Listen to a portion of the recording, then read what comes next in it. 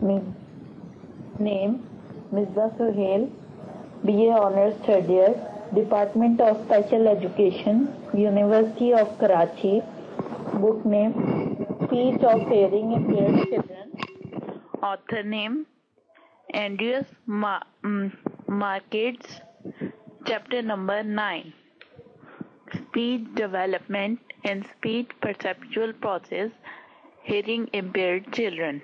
Right from the very beginning, the hearing impaired children suffered limitation in all areas vital to speech development.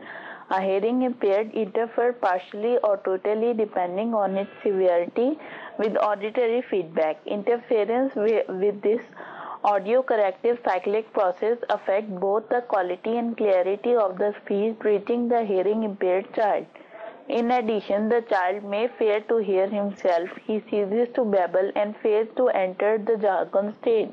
He is unable to monitor his own vocal output and therefore fails to develop and experience the right tactile kinesthetic sensation, which eventually will enable him to master the complex movement of speech, including breath control. This leads to inappropriate use of language organ. Their control is affected and this can bring about changes in their physical structure and development. Holm 1970. The child's involvement is also severely modified. The pleasure of speech, the emotionality of speech, the physiological and social aspect of speech may fail to reach the hearing impaired child. His handicap may cause great strain and stress for his parent, and this in turn may influence both their attitudes and their linguistic behavior towards him. Speech and language do not develop in normal fashion. The child affected has to learn his speech and language through family auditory channels, which receive, comparatively speaking, very little stimulation and which most probably are highly distorted. In addition to these difficulties, which arises either directly or indirectly from a hearing impaired, one must not overlook the possibility that whatever caused the hearing damage could also have caused further damage impinging on central processes in speech perception, i.e. integration problem, difficulty in selective attention, short-term memory. These disabilities are not easily detectable, especially when they are clouded by an obvious hearing impairment. We have a fairly good idea of handicapping effects of deafness on speech development. The question arising, of course, is what we can do about it. The following is an attempt to answer that question. Use of addition. It is generally accepted that all hearing impaired children can respond to sound if it's sufficiently intense. In most cases, the responses are indication of residual auditory sensitivity, while in some they may be due to solely the vibro-tactile stimulation.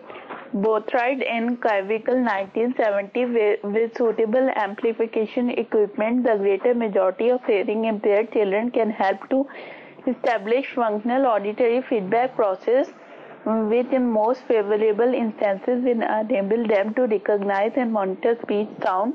In the least favorable, will least convey some of the episodic episodes of speech. Early auditory stimulation. The importance of audition in learning to speak is paramount and it has already been highlighted. Perhaps what needs to be emphasized here is the need to establish the auditory feedback process as soon as possible. Following the onset of deafness and for those children born deaf, preferably with their first 6 months of life. The later part of this recommendation may be very difficult to achieve, mainly because at present, even in both advanced countries in the world, it is very difficult to ascertain and diagnose deafness in children during the first 6 months.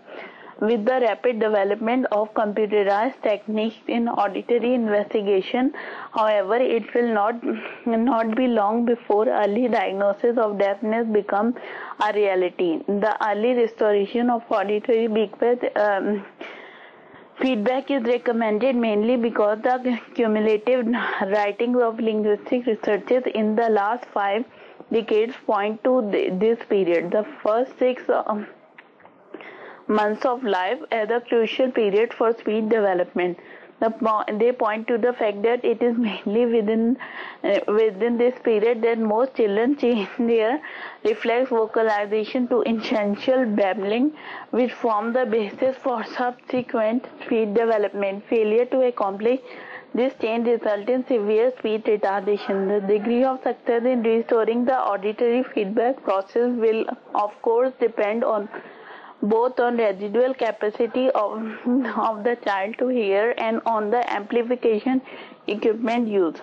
Residual capacity to hear. An incidation of child residual capacity to hear can be obtained to a certain extent by examining his pure tone audiogram. It need to be stressed, however, that such an examination has limited value because the pure tone audiogram does not provide reliable information as how well the child's hearing function above the threshold. The only way of finding this out is to administer speech discrimination tests at several threshold levels. The great majority of hearing impaired children will able to cooperate in speech discrimination testing. Some of them, however, either because of age or other developmental factor, will not be able to do so, and therefore reliance on the pure tone audiogram may be essential. The information previously presented on the normal processes in auditory speech perception gives an indication of the potential for children with hearing impairment. For example, even a child without any residual hearing but with social vibrotactile sensitivity should be able to distinguish temporal patterns in the speech and to differentiate between voiced and unvoiced sound. Nober 1967, Risberg 1968, Erber 1972. A child with residual hearing up to 250 Hz can receive valuable auditory information, especially on the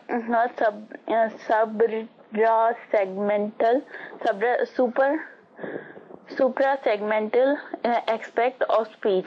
A child with sensitivity up to 1000 Hz can potentially detect more or suprasegmental features of speech. One or more formats of all vowels, the voiceless distinction, and in combination with lip reading, all manner of distinction between consonants. When hearing extends to 3000 Hz, the second format is audible. This provides accurate differentiation between most vowels and also enhances the recognition of most consonants. A child with up to 4000 Hz is usually able to process most speech patterns through hearing alone, provided, of course, he is using the correct amplification and is trained to do so. Use of residual hearing. Unfortunately, even at present, it is not unusual to come across hearing impaired children who are using individual hearing aids that do not meet their needs, especially in terms of acoustic output and frequency response. Before considering these two basic electroacoustic properties of hearing aid, it is pertinent to mention here two particular modes of hearing aid application that have been found to have considered advantage. These modes of application are binaural hearing aid and radio hearing aid. Binaural hearing aid be they ear level or body worn, facilitates speech discrimination and also dramatically enhance localization ability. The first benefit directly affects social intercourse by improving communication ability. Improvement in localization helps the child to establish the association